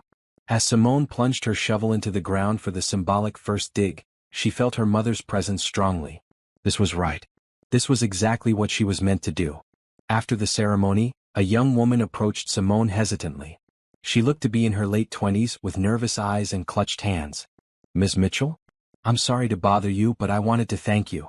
Your foundation helped me leave my husband 3 months ago. I had nothing, no job, no money, nowhere to go. The foundation gave me legal help, a place to stay, and job training. I start work next week as a paralegal assistant." Simone felt her throat tighten with emotion. "That's wonderful. What's your name?" "Teresa. Teresa Johnson. Teresa, you did the hard part. You made the decision to leave. The foundation just gave you tools. Your success is yours. But I wouldn't have had the courage without knowing someone else had been through it and survived. Your story gave me hope." After Teresa walked away, Simone's father put an arm around her shoulders. "You're changing lives, baby girl. Real lives, real people. It doesn't feel like enough. There are so many women still trapped. You can't save everyone, but you're saving some. That matters." The foundation continued to grow. By the 8-month mark, they'd helped over 300 women. Stories of transformation poured in. Women who'd left abusive situations rebuilt their finances, started careers, regained independence. Simone hired more staff, expanded services, opened satellite offices in 3 other cities. Mitchell Enterprises provided initial funding, but donations from other sources started flowing in as word spread about the foundation's work. Simone also discovered she enjoyed the business side of Mitchell Enterprises more than she'd expected. Working alongside her father and the executive team, she learned about real estate development, investment strategies, market analysis, and long-term planning. "You're a natural at this," Richard told her during a strategy meeting. "You see patterns others miss, you ask the right questions, and you're not afraid to make tough decisions." "I'm still figuring it out. Aren't we all? But you're doing it well." Her father started giving her more responsibility. She led the completion of her mother's development project, negotiating with contractors, solving problems, staying on budget and on schedule. When it opened, a beautiful mixed-use community with affordable housing, green spaces, and local businesses, Simone felt a deep sense of accomplishment. "Your mother would be so proud," her father said at the ribbon-cutting ceremony. "This was her vision, but you brought it to life." The criminal trial against Jerome loomed on the calendar. As the date approached, Linda Ramirez prepared Simone for testimony. "Defense is going to try to rattle you," Linda warned. "They'll suggest you're lying about the abuse, that you're just a vindictive ex-wife, that you're wealthy so it doesn't matter if money was stolen. How are you going to handle that?" "By telling the truth calmly and clearly," Simone replied. "I'm not going to get emotional or defensive. I'm just going to state facts." "Good. Remember, you're a witness, not on trial. Answer the questions directly, don't volunteer information, and if you need a break, ask for one." 2 weeks before the trial, Jerome tried one last desperate move. His current public defender filed a motion asking Simone to drop the charges in exchange for Jerome repaying the stolen money over time. Linda called Simone immediately. "What do you want to do? Can he actually repay it? He has no assets, no job, no prospects." "No. It's a fantasy. He's trying to avoid prison." "Then no. The charges stand." He needs to face consequences for what he did. You're sure? The trial will be difficult. I'm sure. He made his choices. Now he faces the results. Jerome's public defender withdrew the motion. The trial would proceed. During this time, Simone had been so focused on work and legal proceedings that she hadn't paid much attention to her personal life.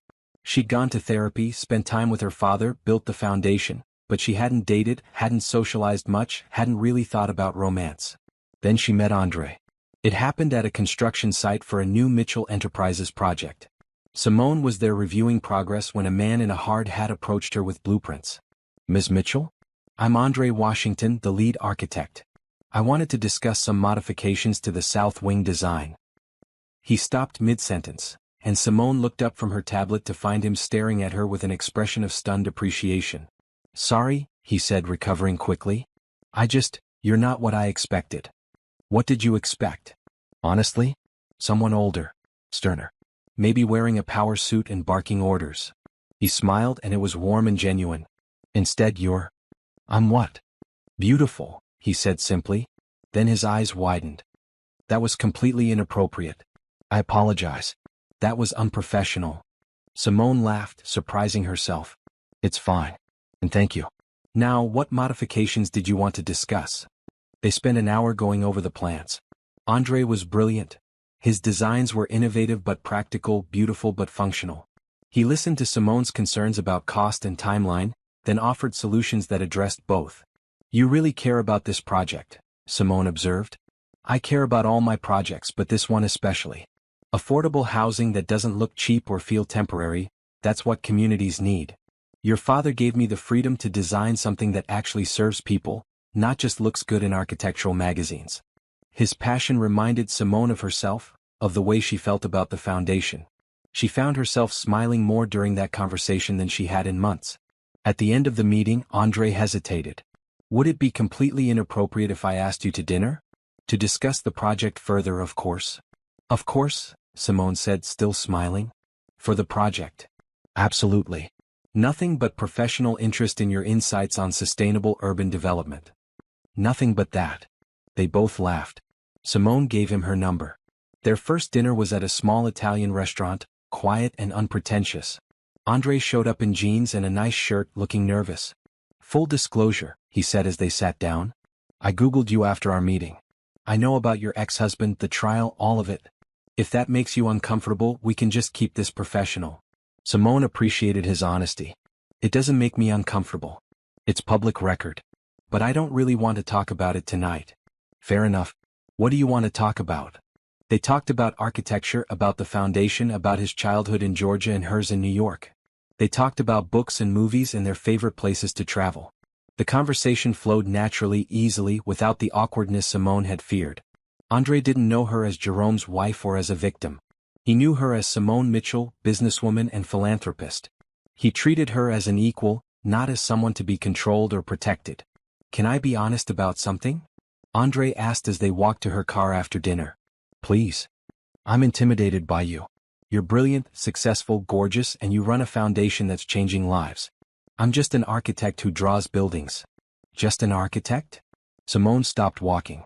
Andre, you design homes for people who need them. You create spaces where communities can thrive. That's not just anything. That's important work. He looked at her with such warmth that Simone felt something stir in her chest, something she hadn't felt in years. Oh, interest. Possibility. Can I see you again? Andre asked. Yes, Simone said. I'd like that. They started dating slowly, carefully. Andre respected Simone's need to take things at her own pace. He never pushed, never demanded, never tried to control. He was just there. Supportive and kind and genuinely interested in her thoughts and feelings. Her father noticed the change in her. You're smiling more. Am I? Yes. It's good to see. Who is he? Andre Washington. The architect on the Riverside project. I know Andre. Good man. Talented. Honest. Her father studied her face. Does he make you happy? I think he might, Simone admitted. It's early but, yes. He makes me happy. Then I'm happy for you, baby girl. You deserve happiness. The foundation continued its rapid growth. Simone hired a director of operations so she could focus on strategy and fundraising rather than day-to-day management. She established partnerships with other organizations, created scholarship programs, and started planning expansion into more cities. At Mitchell Enterprises, she was officially named Vice President of Development, with her own office, staff, and projects to oversee. She was learning, growing, becoming the businesswoman her mother had always believed she could be. One evening, working late in her office, Simone looked around at the life she'd built. The foundation that helped hundreds of women. The career that challenged and fulfilled her. The relationship with her father, stronger than ever. The possibility of love with Andre. 6 months ago, she'd been on her knees, begging her abusive husband for scraps. Now she was building an empire of her own making. Jerome had tried to destroy her. Instead, he'd freed her to become who she was always meant to be. The trial was a week away. Simone was ready. She'd testify, tell her truth, and then move forward completely. Because she wasn't defined by what Jerome had done to her. She was defined by what she'd built from the ashes. And she was just getting started. The courthouse was packed for the opening day of the State versus Jerome Palmer. Simone sat in the front row of the gallery with her father on one side and Patricia on the other. Andre had offered to come, but she declined. She needed to do this without leaning on anyone. Jerome sat at the defendant's table in an ill-fitting suit, his court-appointed public defender looking resigned. He'd refused multiple plea deals, insisting he'd be vindicated at trial. Now he'd get his chance. Linda Ramirez stood for the prosecution, crisp and confident in a navy suit. Her opening statement was devastating. Members of the jury, over the next several days, you're going to hear about a man who systematically defrauded his wife out of more than $1 million. A man who forged her signature dozens of times. A man who opened fraudulent accounts, stole from her trust fund, and used her money to finance an affair with another woman. A man who, when confronted with his crimes, tried to force his victim to kneel and beg him for a pittance of what he'd stolen. The evidence in this case is overwhelming. Bank records, forged documents, expert testimony, and most importantly, the testimony of the victim herself, Simone Mitchell, who will tell you exactly how her husband abused her trust and her finances. When you hear all the evidence, you will have no doubt that Jerome Palmer is guilty of every charge against him. And you will deliver the justice that Ms. Mitchell deserves. Jerome's public defender, a exhausted-looking woman named Sarah Chin, no relation to Simone's therapist, gave a half-hearted opening statement about reasonable doubt and rush to judgment, but her heart clearly wasn't in it. The evidence was too strong. The prosecution's case took 3 days to present. Financial experts walked the jury through the paper trail. Every transfer, every forged signature, every fraudulent account. The testimony was dry but damning. Then came Brittany. She'd been granted immunity in exchange for her testimony. She walked into the courtroom wearing a conservative dress and minimal makeup, trying to look sympathetic. It didn't work. Ms. Lawson, Linda began, how did you meet the defendant? At work. We were both consultants at Morrison and Associates. When did your relationship become intimate? About 8 months before his wife found out. Brittany's voice was small. He said his marriage was over, that they were just going through the motions until divorce. Did he tell you he was stealing from his wife to fund your relationship? No. He said he had money from investments from his career. I didn't know. But you accepted expensive gifts? Trips? A car worth $70,000? Brittany shifted uncomfortably. Yes. And you never questioned where this money came from, given that Mr. Palmer made $90,000 a year at a consulting firm? I trusted him. You trusted him. Just like his wife trusted him. Linda's voice was sharp. Ms. Lawson, did you ever go to the defendant's home? Yes. While his wife was there? Sometimes she was out. Running errands or at the library. Did you ever sleep in the marital bed? Brittany's face flushed. Yes. Did you wear Ms. Mitchell's clothing? A few times. Jerome said she wouldn't mind. Ms. Mitchell has testified that she very much minded. In fact, she's testified that discovering you in her home, wearing her clothes, sleeping with her husband in her bed, was one of the most traumatic experiences of her life. Do you feel any remorse for that?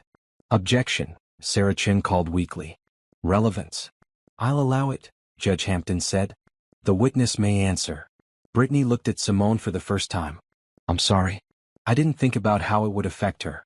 I was selfish. It was too little, too late, but Simone appreciated the honesty. Brittany continued her testimony, describing how Jerome had lavished her with gifts, taken her on trips, promised they'd be together once he divorced Simone. He said he'd get millions from the divorce, Brittany testified. He said Simone's father was rich, that she'd been hiding money, that he deserved half of everything because he'd supported her all those years. So he knew about Ms. Mitchell's family wealth? Yes. He talked about it constantly. How unfair it was that she'd kept it secret, how he'd been cheated. This was crucial testimony. It proved Jerome had known about Simone's potential inheritance and had been planning to exploit it. After Brittany, the prosecution called handwriting experts who confirmed the forged signatures. They called bank officials who testified about the unauthorized transfers. They called Simone's accountant who detailed the systematic theft. Then they called Simone. She'd prepared for this moment with Linda for weeks, but walking to the witness stand still made her heart race. She wore a simple gray dress, minimal jewelry, her hair pulled back. She wanted to look professional and credible, not emotional or vengeful. Linda started gently. Ms. Mitchell, can you tell the jury about your marriage to the defendant? Simone took a breath and began. She talked about meeting Jerome, the whirlwind courtship, her mother's death and the estrangement from her father. She explained how Jerome had isolated her, controlled the finances, made her dependent on him. Did you know about your inheritance while married to Mr. Palmer? No. I knew my father was successful, but I believed he'd cut me off when I got married against his wishes. I had no idea about the trust fund, the property holdings or my stake in Mitchell Enterprises. What was your financial situation during the marriage? I had no access to money except what Jerome gave me. I had to ask permission for any purchase over $20. He controlled all the accounts, paid all the bills, handled all financial decisions. Did you ever question this arrangement? Sometimes. But he said it was for my own good, that I didn't understand money, that he was protecting me from making mistakes. Let's talk about the day you discovered the affair. Can you describe what happened? Simone recounted that terrible day, finding the voice note, Jerome and Brittany on the couch, being forced to her knees. Her voice shook slightly but she kept going. He wanted you to beg for a divorce settlement? Yes. He said I'd get $50,000 and nothing more. He made me kneel on the floor and demanded I beg him for it. Then what happened? My father called. I hadn't spoken to him in 5 years, but he'd been searching for me. He told me about my inheritance, about the money Jerome had been stealing. Everything changed in that moment. Linda walked her through the evidence. The forged signatures, the unauthorized transfers, the fraudulent accounts. Simone identified documents, confirmed dates, explained how she'd been systematically deceived. Then came cross-examination. Sarah Chin approached the stand with obvious reluctance. Ms. Mitchell, you claim you didn't know about your family's wealth? I didn't. But you'd grown up wealthy, correct? You'd lived a privileged life? Until my mother died, yes. So you understood the value of money, understood finances? I understood basic personal finance. I didn't know the extent of my family's holdings or that I'd been made an heir. Isn't it convenient that you suddenly remembered this inheritance right when your marriage was ending? I didn't remember it. My father told me. I had no idea. You expect this jury to believe that you lived with a man for 6 years, shared a home and a life with him, but never once mentioned that your father was a billionaire?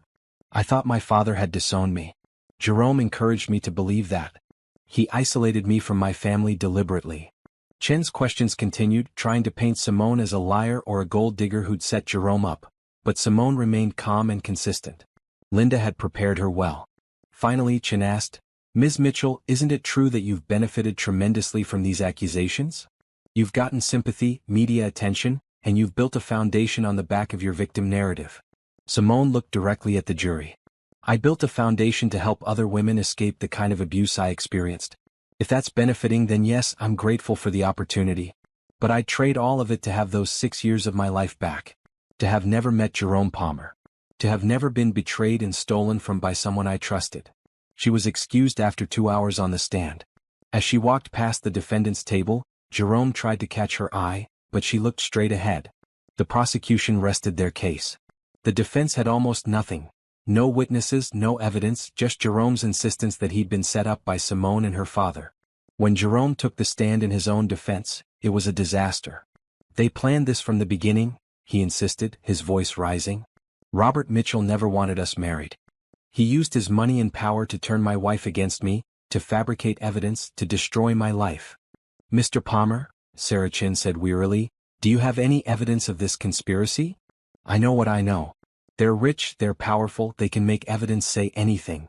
Did you or did you not forge your wife's signature on financial documents? Jerome hesitated. I might have signed her name a few times, but she knew about it. She gave me permission. Do you have that permission in writing? No, but did you or did you not transfer money from Ms. Mitchell's account to accounts in your name? That was our money. Marital money. The account was a trust fund established before your marriage. It was never marital property. Did you have authorization to access it? Jerome's face reddened. I was her husband. I had the right. That's not how the law works, Mr. Palmer. The cross-examination was brutal.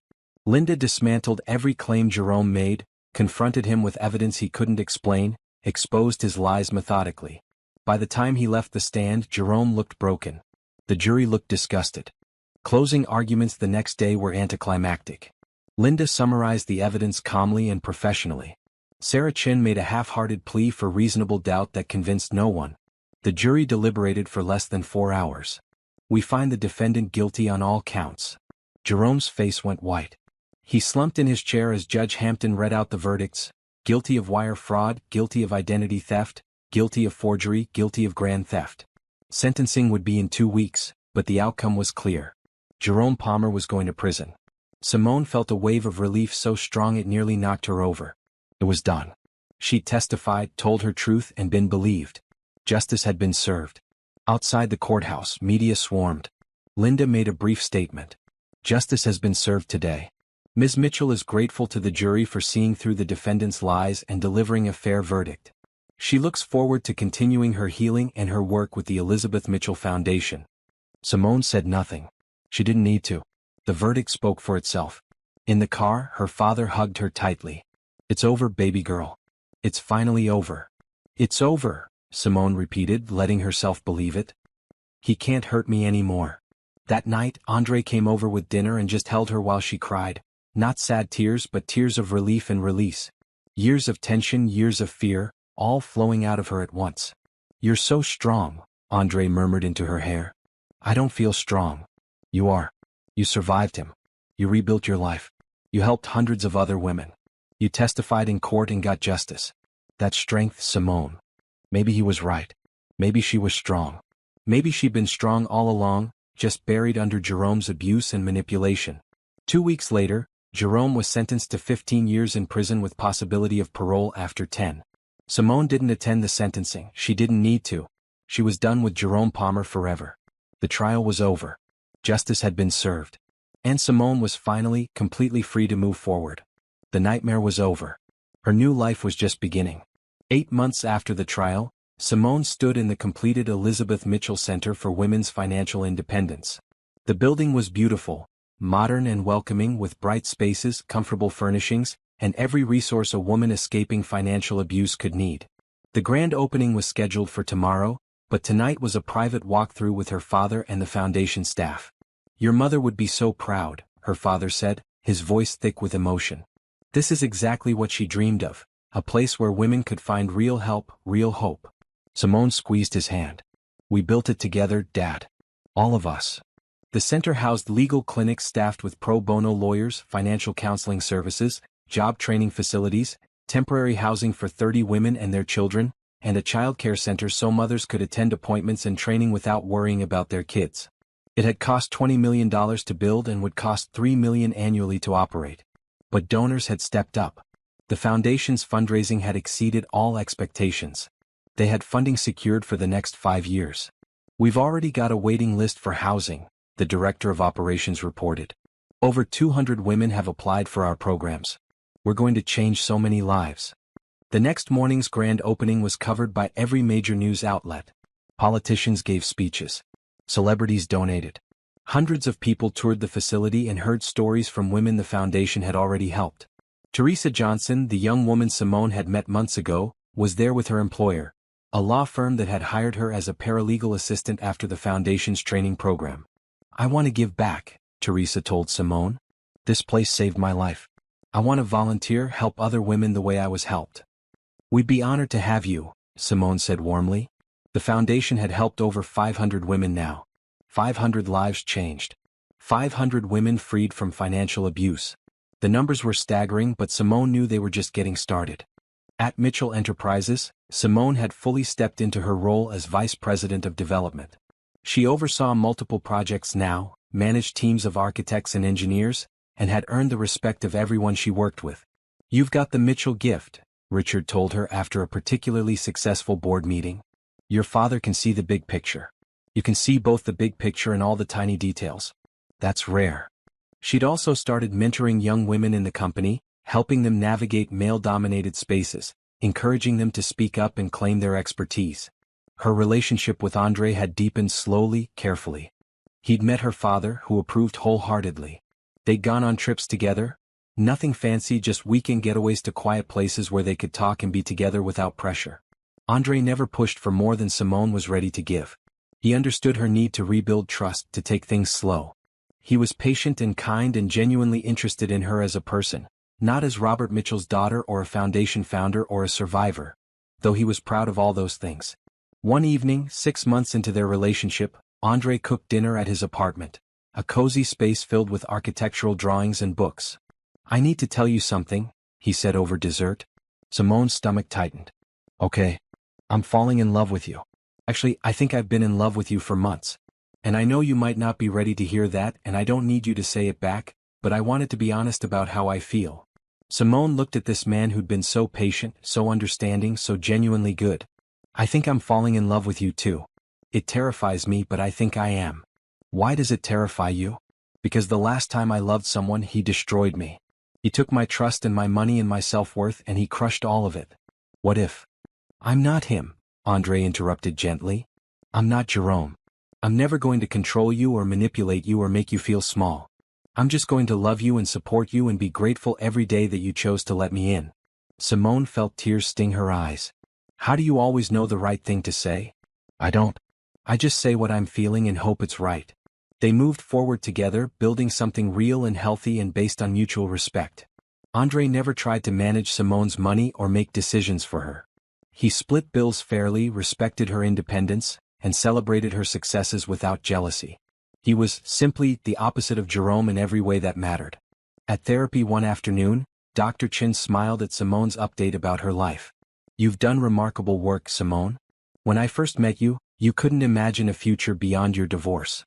Now you've built a foundation, rebuilt your relationship with your father, found love, and become a leader in your field. That's transformation." "I still have bad days," Simone admitted. "Days when I doubt everything, when I feel like I'm one mistake away from disaster." "That's normal. Trauma doesn't disappear just because your life gets better. But you've developed tools to manage it, support systems to lean on, and perspective to understand it. That's all we can ask for." Simone received updates about Jerome occasionally through Linda Ramirez. He was in prison, would be there for years. He tried to appeal the conviction but failed. He'd written Simone several letters, which she'd returned unopened. She had no interest in his excuses, his apologies, or his attempts at manipulation. He was part of her past and she intended to keep him there. Brittany Lawson had left the state, moving back to her hometown in Georgia. Her lawsuit settlement with Carlos had left her deeply in debt. She was working as a waitress, living with her mother, her schemes finally catching up with her. Simone felt no satisfaction in Brittany's downfall, but she also felt no sympathy. Both Jerome and Brittany had made their choices and would live with the consequences. 1 year after the trial, Simone's life had settled into a rhythm that felt right. She woke up in her penthouse, went to work at the Foundation or Mitchell Enterprises, spent evenings with Andre or her father, and went to bed feeling fulfilled.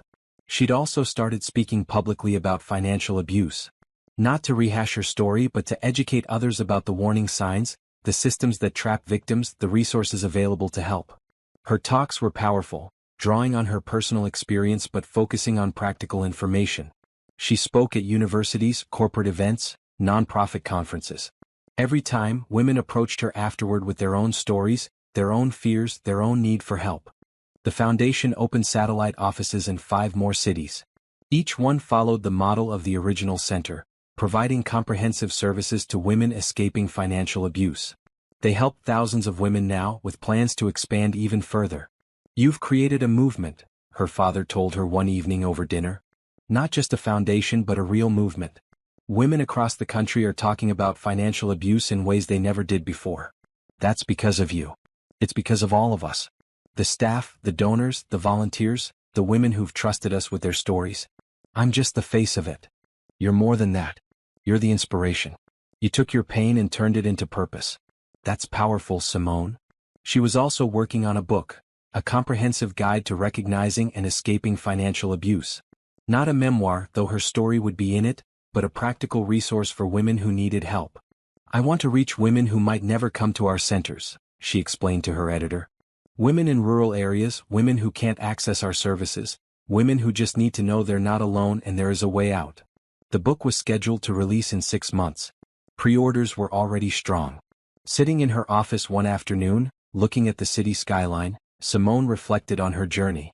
2 years ago she'd been on her knees, begging her abusive husband for scraps.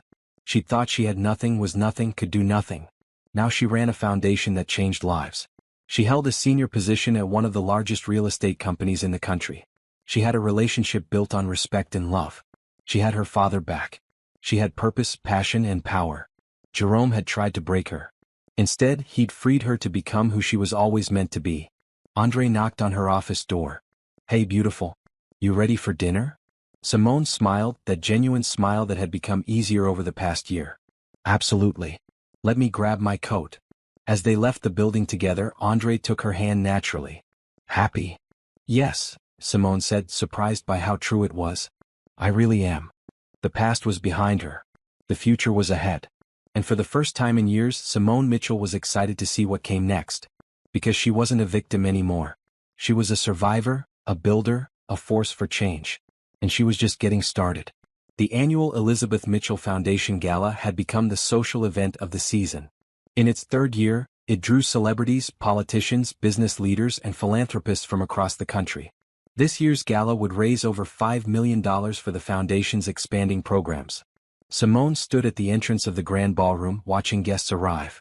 She wore a stunning emerald gown that Andre had helped her pick out, her hair styled elegantly, her confidence evident in her posture and smile. "You look beautiful, baby girl," her father said, appearing at her side in his tuxedo. "Thanks, Dad. You clean up pretty well yourself. Your mother loved events like this. She'd be in her element tonight. She'd be critiquing the flower arrangements and adjusting the lighting," Simone said with a laugh. "Remember how particular she was?" "I do. She had a vision for everything." He paused. "She had a vision for you too. And you've exceeded it, Simone. You've exceeded every dream we had for you." Simone felt tears threaten but blinked them back. "Don't make me cry before the speeches." Andre joined them, looking handsome in his tuxedo. Over the past year and a half, he'd become part of the family. Her father had welcomed him completely, and Andre had proven himself worthy of that welcome through his consistent support and genuine care for Simone. The ballroom was spectacular. Ice sculptures, elegant floral arrangements, a live orchestra. But the real star of the night was the presentation showcasing the foundation's work. A video played showing women the foundation had helped. Teresa Johnson spoke about escaping her abusive marriage and rebuilding her life. Another woman, Patricia Barnes, talked about how the foundation's job training program had helped her start a career in IT. A third woman, Linda Torres, discussed the legal clinic that had helped her win full custody of her children and recover stolen assets. Their stories were powerful and moving. The room was silent except for occasional sniffles as guests were touched by the testimonies. Then Simone took the stage to speak. 3 years ago, I was on my knees in my own home, being forced to beg my husband for money that was rightfully mine. I thought I had nothing. I thought I was nothing. I thought I had no options, no power, no future. I was wrong. I had everything I needed, I just didn't know it yet. I had strength I hadn't discovered. I had family I thought I'd lost. I had resources I didn't know existed. And most importantly, I had the capacity to survive and to thrive. The Elizabeth Mitchell Foundation exists because I know what it's like to feel powerless. I know what it's like to be controlled, manipulated, and abused. I know what it's like to think there's no way out. But I also know what it's like to escape, to rebuild, to discover your own strength, to create a life beyond your wildest dreams. And I want every woman in a situation like I was to know that they can do the same. In 3 years, this foundation has helped over 2,000 women escape financial abuse. We've provided legal representation, financial counseling, job training, housing, and support. We've changed lives, saved lives, and empowered women to become who they were always meant to be. But we're not done. We're opening centers in 10 more cities next year. We're launching a national hotline. We're creating an online education platform. We're writing curriculum for schools about financial literacy and healthy relationships. We're building a movement. And we couldn't do any of it without your support. Thank you for believing in this mission. Thank you for helping us create a world where no woman has to beg for what's rightfully hers. Thank you for being part of this change." The applause was thunderous. Simone stepped off the stage feeling energized and purposeful. Later in the evening, during the cocktail hour, a woman approached Simone hesitantly. She looked to be in her 60s, well-dressed but with tired eyes. "Miss Mitchell? I'm sorry to interrupt, but I was hoping I could speak with you privately for just a moment." Something about the woman's face was familiar, but Simone couldn't place it. "Of course. Let's step over here." They moved to a quieter corner. The woman took a deep breath. "My name is Diane Palmer. I'm Jerome's mother." Simone went very still. She hadn't seen Jerome's mother since before the divorce. They'd never been close. Jerome had kept Simone isolated from his family too. "Mrs. Palmer, I didn't know you were in town. I came for the gala. I wanted to see what you've built, what you've accomplished." Diane's eyes filled with tears. "And I wanted to apologize." "You don't need to." "Yes, I do. I knew something was wrong in your marriage. I saw how Jerome controlled you, how he isolated you. I should have said something, should have helped you. But I told myself it wasn't my business, that you were adults, that I shouldn't interfere. I was wrong." Simone's throat tightened. "Mrs. Palmer, it wasn't your responsibility." "Maybe not. But I'm still sorry. I'm sorry for what my son did to you. I'm sorry for not being there when you needed help. I'm sorry for everything." "Thank you. I appreciate that." Diane hesitated. "I also wanted to ask. Jerome wrote to me from prison. He asked me to reach out to you to ask if you'd visit him or consider writing to him. He says he's changed, that prison has given him perspective." Simone felt a flash of anger, quickly controlled. "And what did you tell him?" "I told him I'd ask, but that I didn't expect you to agree. And honestly, Simone, I don't think you should. My son needs to face the consequences of his actions without expecting forgiveness from you." "You're right. I'm not interested in hearing his excuses or accepting his apologies. I'm not interested in visiting him or writing to him or having any contact with him at all. That part of my life is closed." "I understand. And I respect that." Diane paused.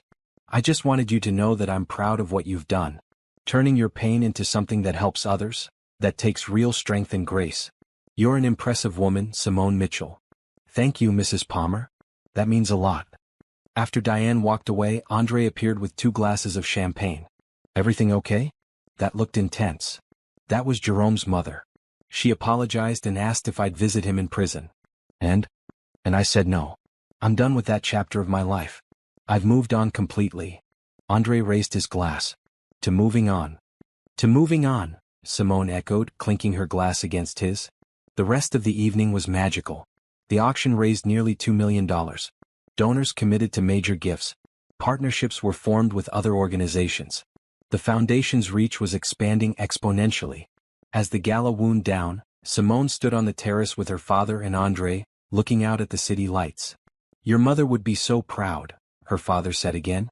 "Not just of the foundation but of who you've become. Strong, compassionate, purposeful. Exactly who she always knew you'd be. I wish she could be here to see it. She is here. In every woman you help, in every life you change.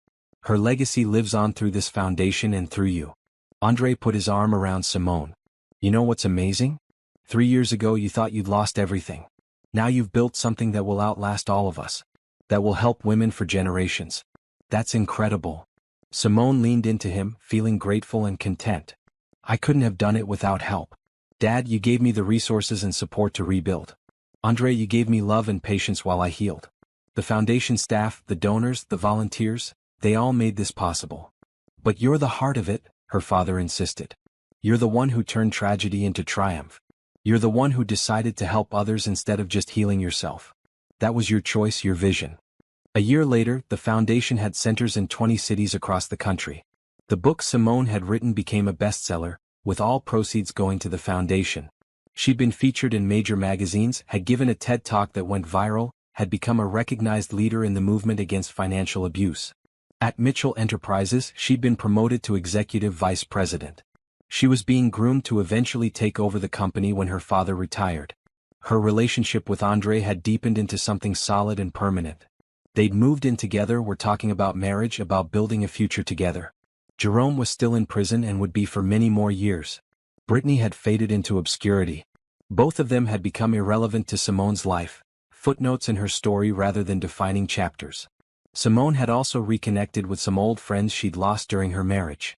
They'd welcomed her back warmly, apologizing for not pushing harder when they'd seen warning signs. Simone had forgiven them all. She understood now how abuse worked, how isolators manipulated everyone around them.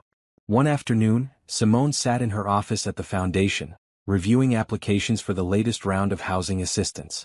Each application represented a woman in crisis, a woman who needed help, a woman who deserved a chance to rebuild. Teresa Johnson knocked on her door.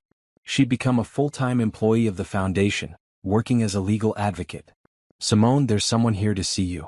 She doesn't have an appointment, but she says it's important." "Who is it?" She wouldn't give her name. "But she looks desperate." Simone nodded. "Send her in." A young woman entered, maybe 25 years old, with haunted eyes and nervous hands. She reminded Simone of herself 3 years ago, scared, trapped, hopeless. "Thank you for seeing me," the woman said. "I'm Lauren. Lauren Davis.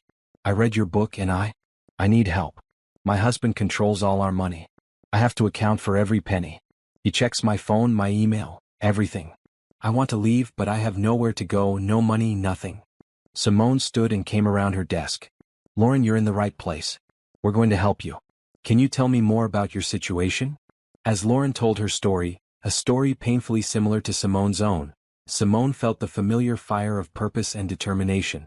This was why she'd built the foundation. This was why she'd turned her pain into action. So that women like Lauren, women like she'd been, would have somewhere to turn.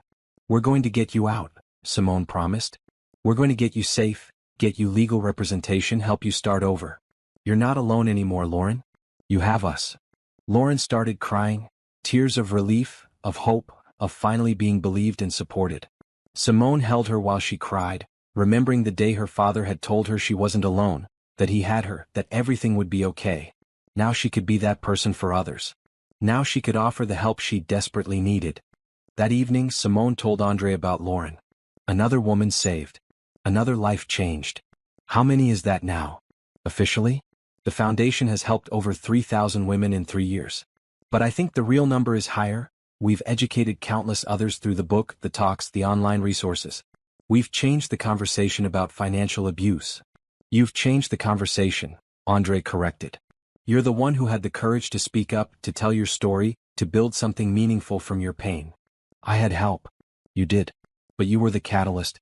Don't diminish that. Simone smiled. Fine. I won't diminish it. I'll own it. I survived financial abuse, rebuilt my life, and created a foundation that's helping thousands of women do the same. I'm proud of that. You should be. I'm proud of you. Your father's proud of you. Everyone who knows your story is proud of you. Later that night, lying in bed with Andre asleep beside her, Simone reflected on her journey. From the woman on her knees to the woman she was now, strong, successful, purposeful, loved. Jerome had tried to destroy her. He'd thought he could make her small, keep her dependent, control her forever. Instead, he'd freed her to become who she was always meant to be. The day he forced her to kneel was the day her real life began. The day her father called was the day she started fighting back. And every day since had been a step forward, a step toward becoming the woman she was proud to be. She thought about all the women she'd helped, all the lives she'd changed. She thought about Lauren and Teresa and the thousands of others who'd found hope and help through the foundation. She thought about her father, their relationship stronger than ever. About Andre, who loved her for exactly who she was. About her mother's legacy, living on through the foundation and through Simone's work. Jerome had nothing now. He'd lost everything, his freedom, his reputation, his future. He'd destroyed himself through his own greed and cruelty. Simone had everything. Not just money and success but purpose and love and joy. She had the satisfaction of knowing she was making a real difference in the world.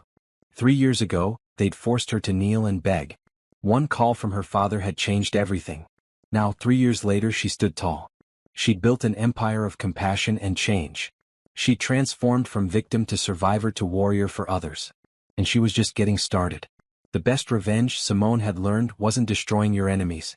It was building something so beautiful, so meaningful, so impactful that they became completely irrelevant. Jerome Palmer was irrelevant to her life now. Just a name in her past, a chapter that was closed. Simone Mitchell was writing new chapters now. Chapters of hope, of healing, of helping others find their own strength. And those chapters had no end in sight.